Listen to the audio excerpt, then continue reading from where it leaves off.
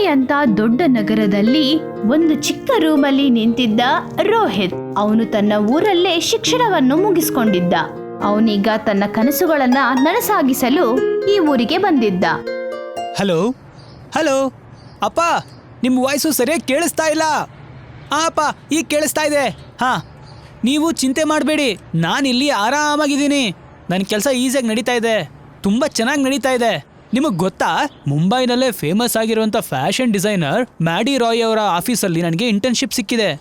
ಸ್ವಲ್ಪ ಸಂಬಳ ಕಮ್ಮಿನೇ, ಆದರೆ ನನ್ನ ಕೆಲಸಕ್ಕೆ ಆ ಹಣ ಸಾಕಾಗುತ್ತೆ. ಮತ್ತು ನೀವು ನನಗೆ ಆಶೀರ್ವಾದ ಮಾಡಿ ಅಷ್ಟೇ, ನನಗಿನ್ನೇನೂ ಬೇಡ.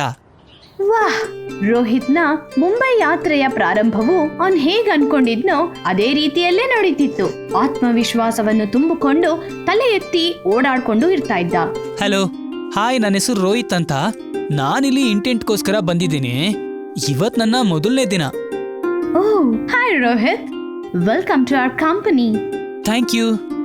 ನಡಿ, ನಾವು ಮೀಟಿಂಗ್ ರೂಮ್ಗೆ ಹೋಗೋಣ. Good morning everyone.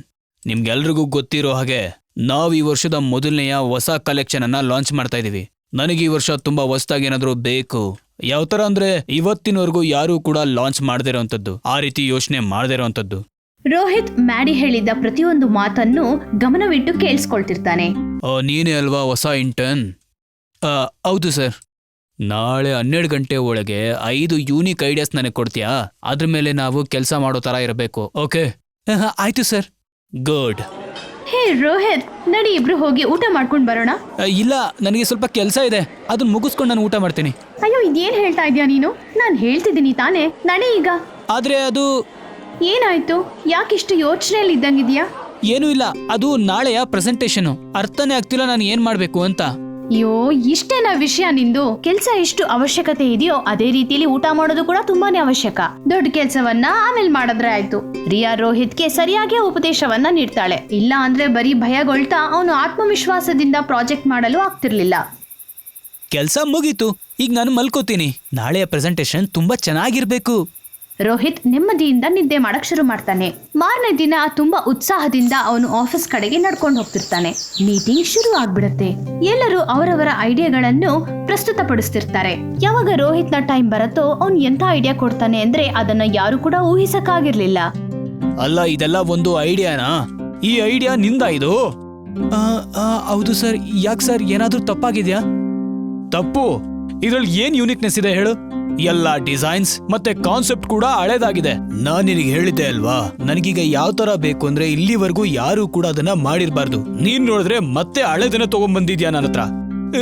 Sorry sir, ನನಗೆ ನಿನ್ನ ಸಾರಿ ಬೇಕಾಗಿಲ್ಲ. ಸಾರಿಯಿಂದ ನನ್ನ ಹೆಸರು ಮೇಲ್ ಬರೋದಿಲ್ಲ. ನೀನಿಲ್ಲಿ ಕೆಲಸ ಮಾಡ್ಬೇಕು ಅಂತಂದ್ರೆ ನಿನ್ನ ತಲೆ, ನಿನ್ನ ಗಮನನ ಸ್ವಲ್ಪ ಬದಲಾಯಿಸ್ಕೋ. ಇಲ್ಲ ಅಂದ್ರೆ ಜೀವನದಲ್ಲಿ ನೀನು ಮುಂದೆ ಬರಕ್ಕಾಗಲ್ಲ. ಆಯ್ತು ಸರ್. ಆ ದಿನವು ರೋಹಿತ್ಗೆ ತುಂಬಾ ಕಠಿಣ ಅನ್ಸೋವಂತಿತ್ತು. ಎಷ್ಟು ಆತ್ಮವಿಶ್ವಾಸದಿಂದ ತಲೆ ಎತ್ತಿ ನಡ್ಕೊಂಡು ಬರ್ತಾ ಇದ್ದಿದ್ದು ಹುಡುಗ ಈಗ ಭಯಗೊಂಡು ತಲೆ ತೆಗ್ಸಿರ್ತಾನೆ. ಇವತ್ತೇನಾಯ್ತು? ಅದು ಆಗ್ಬಾರ್ದಾಗಿತ್ತು. ಆದ್ರೆ ಪರವಾಗಿಲ್ಲ, ಏನಾಗುತ್ತೋ ಅದೆಲ್ಲ ಒಳ್ಳೇದಕ್ಕೆ ಆಗೋದು. ನಾನೀಗ ತುಂಬಾ ಕಷ್ಟ ಪಡ್ಬೇಕು. ರೋಹಿತ್ ಅವನಿಗವನೇ ಸಮಾಧಾನವನ್ನು ಮಾಡಿಕೊಂಡು ಹೊಸ ಕೆಲಸ ಮಾಡೋದರಲ್ಲಿ ತಲ್ಲೀನನಾಗ್ತಾನೆ. ಈ ಸರಿ ಅಂತೂ ಆ ಅಂಗಡಿಯಲ್ಲಿ ತಯಾರಿಗಳು ಹೊಸ ರೀತಿಯಲ್ಲಿ ನಡೀತಾ ಇದ್ವು. Indo western new year collection ಅಂತ. ವಾಹ್, Indo western new year collection! ಇದಂತೂ ತುಂಬಾನೇ ಯೂನಿಕ್ ಆಗಿದೆ. ಈಗ ನಾನು ಕೆಲಸ ಮಾಡೋದಕ್ಕೆ ಮಜಾ ಬರುತ್ತೆ. ಎಲ್ಲರೂ ಅವರವರ ಕೆಲಸಗಳಲ್ಲಿ ಮುಳುಗ್ಬಿಟ್ಟಿರ್ತಾರೆ. ರೋಹಿತ್ ಹಗಲು ರಾತ್ರಿ ಇಂಡಿಯನ್ ಮತ್ತೆ ವೆಸ್ಟರ್ನ್ ಕಲ್ಚರ್ ಬಗ್ಗೆ ಸಂಶೋಧನೆ ಮಾಡ್ತಿರ್ತಾನೆ. ಬೇರೆ ಬೇರೆ ಡಿಸೈನರ್ಸ್ ಗಳ ಇಂಟರ್ವ್ಯೂಸ್ ಗಳನ್ನ ನೋಡ್ತಿದ್ದ ಮತ್ತೆ ಹೊಸ ಹೊಸ ಡಿಸೈನ್ಸ್ ಮಾಡ್ತಿದ್ದ. ಆದ್ರೆ ದುರಾದೃಷ್ಟವಶಾತ್ ಮ್ಯಾಡಿ ಅವನ ಒಂದು ಡಿಸೈನ್ಸ್ ಗಳನ್ನು ಸೆಲೆಕ್ಟ್ ಮಾಡ್ತಿರಲ್ಲ. ಹೇ ರೋಹಿತ್, ಏನು ಮಾಡ್ತಾ ಇದೀಯಾ? ಏನು ಇಲ್ಲ, ಹೊಸ ಡಿಸೈನ್ ಮಾಡ್ತಾ ಇದ್ದೀನಿ. ಸರ್ ಇದನ್ನು ಕೂಡ ರಿಜೆಕ್ಟ್ ಮಾಡಿದ್ದಾರೆ. ಯಾವತ್ತಾದ್ರೂ ಒಂದಿನ ನೀನು ಸೆಲೆಕ್ಟ್ ಆಗಿ ಆಗ್ತೀಯಾ? ಹಾ, ಖಂಡಿತ ಸೆಲೆಕ್ಟ್ ಆಗ್ತೀನಿ. ನಿಜ ಹೇಳ, ಈ ಸೆಲೆಕ್ಷನ್ ರಿಜೆಕ್ಷನ್ ನ ಪ್ರಕ್ರಿಯೆ ಇದೆಯಲ್ಲ, ಅದ್ ನನಗೆ ತುಂಬಾ ಇಷ್ಟ. ಅದ್ ನನಗೆ ಇನ್ನೂ ಮುಂದೆ ಹೋಗೋದಕ್ಕೆ ಧೈರ್ಯ ತುಂಬುತ್ತೆ, ಗೊತ್ತಾ? ಇದೇ ರೀತಿ ಆತ್ಮವಿಶ್ವಾಸವನ್ನ ನೀನು ಹೊಂದಿರ್ಲೇಬೇಕು. ನಾನು ಹೊರಡ್ತೀನೀಗ. ಬಾಯ್ ಬಾಯ್. ರೋಹಿತ್ ಒಬ್ಬ ಉತ್ಸುಕನಾದ ಹುಡುಗ ಆಗಿದ್ದ. ಬೇರೆ ಇಂಟರ್ನ್ಸ್ ಗಳೆಲ್ಲ ಮ್ಯಾಡಿ ಹತ್ರ ಬೈಸ್ಕೊಂಡು ಬೇಜಾರಾಗ್ತಾ ಇದ್ರೆ, ಆದ್ರೆ ಮ್ಯಾಡಿ ಅವರ ಬೈಗುಳ ಒಂದು ಚಾನ್ಸ್ ಅಂತ ಅನ್ಕೊಂಡು ಮುಂದೆ ಸಾಗಲು ಹೋಗ್ತಿದ್ದ. ಶೋನ ದಿನ ಹತ್ರ ಬರಕ್ಕೆ ಶುರುವಾಯ್ತು. ಇಲ್ಲ ಇಲ್ಲ ಇಲ್ಲ, ಇದು ಹೇಗಾಗೋದಕ್ ಸಾಧ್ಯ? ಇದು ನನ್ನ ಕಾನ್ಸೆಪ್ಟ್. ಆದ್ರೆ ರಾಜೀವ್ ಈ ಕಾನ್ಸೆಪ್ಟ್ ಅಲ್ಲಿ ಅವನ ಕಲೆಕ್ಷನ್ ಹೇಗ್ ಲಾಂಚ್ ಮಾಡ್ದ? ಇಲ್ಲ, ಅವನು ತಪ್ಪು ಮಾಡ್ಬಿಟ್ಟ. ಖಂಡಿತ ಅವನು ತಪ್ಪು ಮಾಡ್ಬಿಟ್ಟ. ನಾನು ಬರ್ಬಾದಾಗಿ ಹೋಗ್ತೀನಿ. ಶೋ ಮುಂದಿನ ವಾರನೇ ಇರೋದು. ನಾವೇನ್ ಮಾಡೋಣ? ಮ್ಯಾಡಿ ಈ ರೀತಿ ಕೋಪ ಮತ್ತು ನಿರಾಶೆ ಆಗ್ತಿರೋದನ್ನ ನೋಡಿ ಆಫೀಸ್ನ ಎಲ್ಲ ಸ್ಟಾಫ್ಸ್ಗಳು ಸ್ತಬ್ಧವಾಗ್ತಾರೆ. ಎಲ್ಲರೂ ಸುಮ್ಮನೆ ನಿಂತಿರ್ತಾರೆ. ಆಗ ಹಿಂದೆಯಿಂದ ರೋಹಿತ್ನ ಧ್ವನಿ ಕೇಳಿಸತ್ತೆ. ಸರ್, ನೀವು ಅಂದ್ರೆ ನಾವೊಂದು ಕೆಲಸ ಮಾಡೋಣವಾ? ಓಹ್, ಈಗ ನೀನ್ ನನಗೆ ಹೇಳ್ಕೊಡ್ತೀಯಾ ನಾನು ಏನ್ ಮಾಡ್ಬೇಕು ಅಂತ? ಹಾ ಸರ್. ಸರಿ, ಹೇಳು, ಏನ್ ಐಡಿಯಾ ಇದೆ ನಿನ್ನ ಹತ್ರ? ಯಾಕೆ ನಾವು ಒಂದು ಸ್ಕಲ್ಪ್ಚರ್ ಕಲೆಕ್ಷನ್ ಲಾಂಚ್ ಮಾಡಬಾರ್ದು? ಅದು ಕೂಡ ಇಂಡಿಯನ್ ದೇಸಿ ಫುಡ್ ಇಂದ ಮಾಡಿರೋಂಥದ್ದು. ಅಂದ್ರೆ ನಾವು ತಿನ್ನೋ ಪ್ರಾಕೃತಿಕ ಆಹಾರದಿಂದ ಈಕೋ ಫ್ರೆಂಡ್ಲಿ ಕಲೆಕ್ಷನ್ ಮಾಡೋಣ. ಇದ್ರಿಂದ ನಮ್ಮ ಹೊಸ ಕಲೆಕ್ಷನ್ ಎಲ್ರ ಮುಂದೆನೂ ಬರುತ್ತೆ. ಮತ್ತೆ ಜನರಿಗೆ ಒಂದು ಒಳ್ಳೆ ಸಂದೇಶ ಕೂಡ ಇದರಿಂದ ಸಿಗುತ್ತೆ. ಫ್ಯಾಷನ್, ಪ್ರಕೃತಿ ಎರಡು ಒಟ್ಟಿಗೆ ನಡೀತಾ ಇರುತ್ತೆ. ರೋಹಿತ್ನ ಮಾತುಗಳನ್ನ ಕೇಳಿದ ನಂತರ ಮ್ಯಾಡಿನ ಕೋಪವು ಶಾಂತವಾಗಿ ಹೋಯಿತು. ಅವನು ಮೊದಲ ಬಾರಿಗೆ ಅವನ ಇಂಟರ್ನ ಮಾತುಗಳನ್ನು ಗಮನಿಸಿ ಕೇಳಿಸ್ಕೊಂಡ.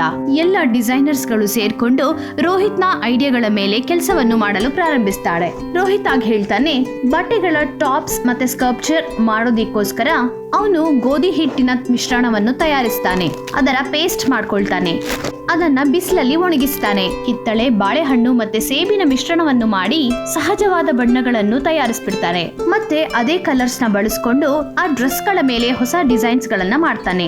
ಎಲ್ಲರೂ ರೋಹಿತ್ನ ಐಡಿಯಾವನ್ನು ನೋಡಿ ದಂಗಾಗ್ಬಿಟ್ಟಿದ್ರು. ಓ ಮೈ ಗಾಡ್, ಇದಂತೂ ನಂಬಕ್ಕೆ ಆಗ್ತಾ ಇಲ್ಲ. ಈ ತರ ಪ್ಲಾನ್ ಅನ್ನ ಇಲ್ಲಿವರೆಗೂ ಯಾರೂ ಮಾಡಿರ್ಲಿಲ್ಲ. Rohit, I am proud of you. ನೀನ್ ಏನಂತ ನೀನ್ ಪ್ರೂವ್ ಮಾಡ್ಬಿಟ್ಟೆ. ನನಗಂತೂ ತುಂಬಾ ಖುಷಿ ಆಗ್ತಾ ಇದೆ. ಅವನ್ ಮುಂದೆ ಬಂದು ರೋಹಿತ್ನ ಭುಜಗಳ ಮೇಲೆ ಕೈ ಹಾಕ್ತಾನೆ. ನೀನು ಉಳ್ದೋರ್ ತರ ನೀನು ಬರೀ ಕೆಲಸ ಮಾತ್ರ ಮಾಡ್ಲಿಲ್ಲ. ನೀನು ಯಾವ ರೀತಿ ಕೆಲಸ ಮಾಡ್ದೆ ಅಂದ್ರೆ, ನೀನಿಲ್ಲಿ ನಿನ್ನ ಪ್ರಪಂಚನ ಸೃಷ್ಟಿ ಮಾಡಕ್ ಬಂದಿದೀಯಾ. ನೀನ್ ಇವತ್ತಿಂದ ಬರೀ ಇಂಟರ್ನ್ ಅಲ್ಲ, ನನ್ ಜೊತೆ ಅಸಿಸ್ಟೆಂಟ್ ಡಿಸೈನರ್ ಆಗಿ ನೀನು ಕೆಲಸ ಮಾಡು, ಆಯ್ತಾ? ಮ್ಯಾಡಿ ಆಡಿದ್ದ ಮಾತುಗಳನ್ನ ಕೇಳಿ ರೋಹಿತ್ಗಂತೂ ಸಿಕ್ಕಾಪಟ್ಟೆ ಖುಷಿ ಆಗ್ಬಿಟ್ಟಿರುತ್ತೆ. ಅವನ ಚಿಕ್ಕ ರೂಮಲ್ಲಿ ಕನಸು ಕಾಣ್ತಿದ್ದವನು ಇವತ್ತು ಅವನ ಕನಸುಗಳು ನನಸಾಗುವಂತ ಸುದಿನ ಆಗ್ಬಿಡ್ತು. ಇಕೋ ಫ್ರೆಂಡ್ಲಿ ಸ್ಕಲ್ಪ್ಚರ್ ಕಲೆಕ್ಷನ್ ಮಂಚ್ ಅಲ್ಲಿ ಪ್ರದರ್ಶನೆ ನಡೆಯಕ್ ಶುರುವಾಗತ್ತೆ. ದರ್ಶಕ್ ಚಕಿತನಾಗಿದ್ದ. ಪ್ರಾಕೃತಿಕ ತತ್ವಗಳಿಂದ ಮಾಡಿದ್ದ ಫ್ಯಾಷನ್ ಅವರೆಲ್ಲರಿಗೂ ಹೊಸದು ಮತ್ತೆ ಅದ್ಭುತವಾಗಿತ್ತು. ಚಪ್ಪಾಳೆಗಳ ಸುರಿಮಳೆಯಿಂದ ಮಿಶ್ರಣಗೊಂಡಿತ್ತು. ಮಾರನೆಯ ದಿನವೇ ಮುಂಬೈಯಲ್ಲಿ ಫೇಮಸ್ ಆದ ಫ್ಯಾಷನ್ ಮ್ಯಾಗಝೀನ್ ನಲ್ಲಿ ಒಂದೇ ಹೆಸರು ಕೇಳಿ ಬರ್ತಿತ್ತು, Rohit Mehta the next designer star. ಹಾ ಅಪ್ಪ, ಅದು ನಾನೇ. ನಿಮ್ಮ ಮಗ ಸಾಧಿಸ್ಬಿಟ್ಟ. ಈಗ ನನ್ನ ಕನಸು ತುಂಬಾ ದೂರದಲ್ಲೇನೂ ಇಲ್ಲ. ನನಗೆ ನಿಮ್ಮಿಬ್ಬರ ಆಶೀರ್ವಾದ ಇದ್ರೆ ಸಾಕು. ರೋಹಿತ್ ಅವನ ಕನಸುಗಳನ್ನ ನನಸು ಮಾಡಿಸ್ಕೊಂಡ. ಕಾಯಕ, ಧೈರ್ಯ ಮತ್ತು ಸತ್ಯ ಹೇಳೋದ್ರಿಂದ ಅವನೆಲ್ಲರಿಗೂ ಚಿರಪರಿತನಾಗ್ಬಿಡ್ತಾನೆ. ಮುಂಬೈಯ ಈ ಜನಜಂಗುಳಿಯಲ್ಲಿ ಎಲ್ಲರಿಗೂ ಒಳ್ಳೆ ಕನಸುಗಳನ್ನ ಕಾಣಕ್ಕಾಗತ್ವೋ ಹಾಗೇ ಅವನ ಒಂದು ಕನಸು ನನಸಾಗ್ಬಿಡ್ತು. ರೋಹಿತ್ಗೆ ಒಳ್ಳೆಯ ಜೀವನ ಸಿಕ್ತು.